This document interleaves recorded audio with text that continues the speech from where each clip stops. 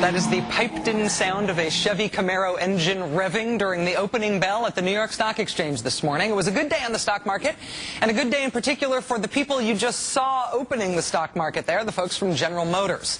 GM had their big initial stock offering on Wall Street today. It helped drive the whole stock exchange higher. The Dow closed up 173 points today. Now, because the government bailed out GM, this is not just an American business story, it's also a politics story. And there's a little bit of awkwardness in them there, politics, over the fact that GM is doing really well right now.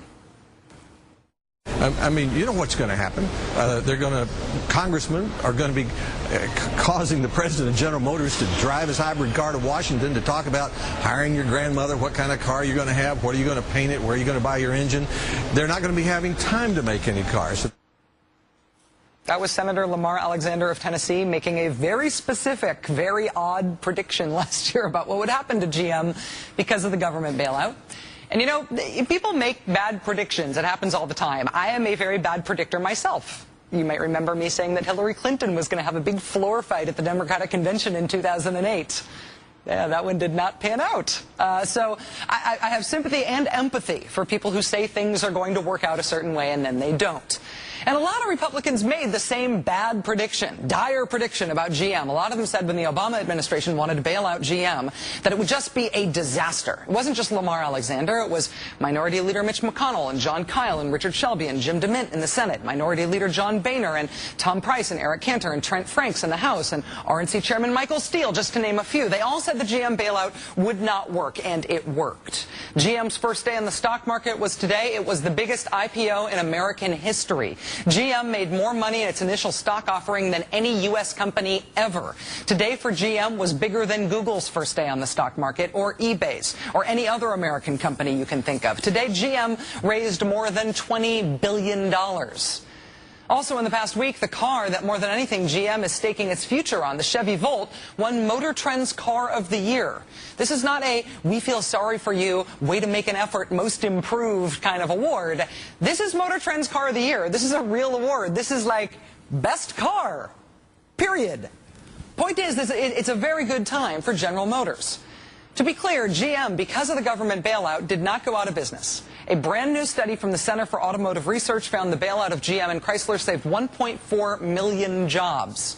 And now, with the new financial health of the company, GM is on track to have its first profitable year since 2004 and to pay the government back the bailout money. It is a success.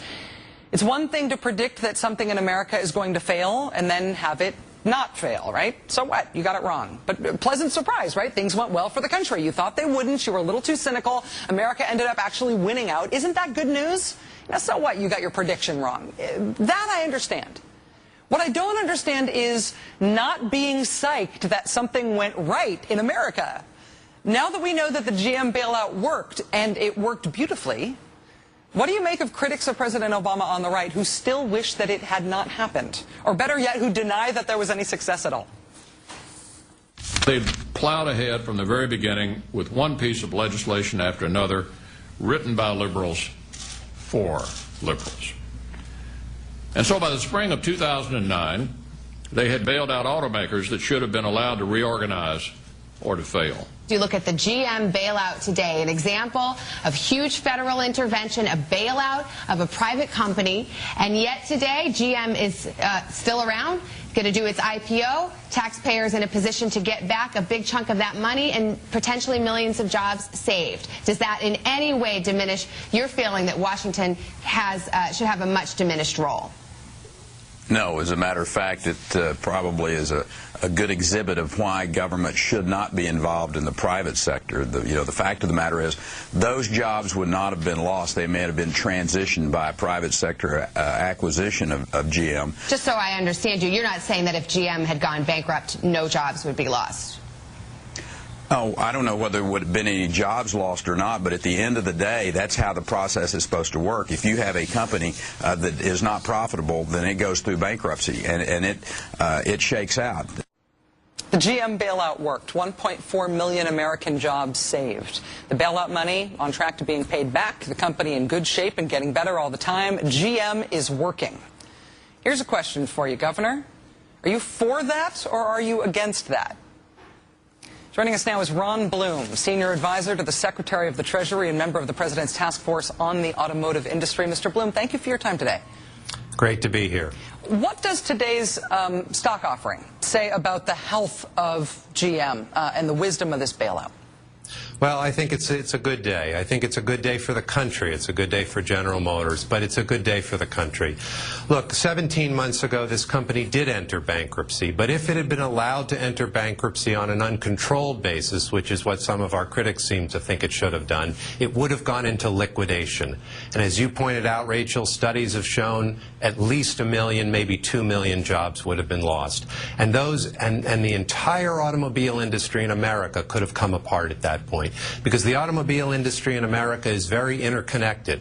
The Ford Motor Company, who didn't go into bankruptcy, applauded our decision to help GM because they understood that if the suppliers who supply GM had been allowed, GM had failed, the suppliers would have failed, and Ford wouldn't have been able to make cars, nor would Honda and Toyota. So the entire automobile industry was at risk. The President stepped forward. This was an extraordinary time. Let's remember, we were in the depths of the worst recession since the Great Depression. He insisted on tough sacrifice from all the stakeholders at GM. This was a difficult deal, but the stakeholders came together, the employees, the managers, the creditors, the suppliers, the dealers. Everyone came together and agreed to make tough sacrifices, and on that basis and that basis alone, the President extended a helping hand. And General Motors has now taken a very important step forward. As you pointed out, today over $20 billion of private capital said that they believe in General Motors, and I think that's a pretty good day for America.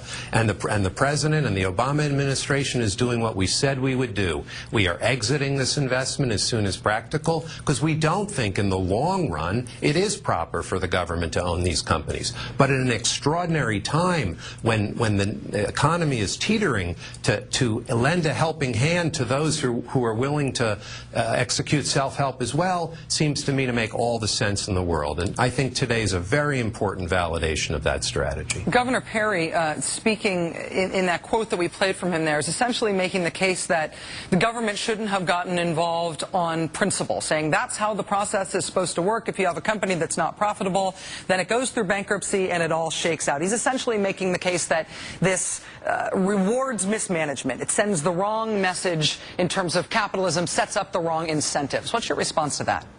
Well, I'd say two things. Number one, this was not an ordinary time. This was an extraordinary time, number one. Number two, General Motors is, because of the place it sits in the economy, absolutely critical to a very, very broad base of our economy. And so this is not just any company, and it's not just the jobs at General Motors that were at stake. General Motors at the time was employing maybe 70 or 80,000 people. We're talking about over 1 million people whose jobs would have been at risk.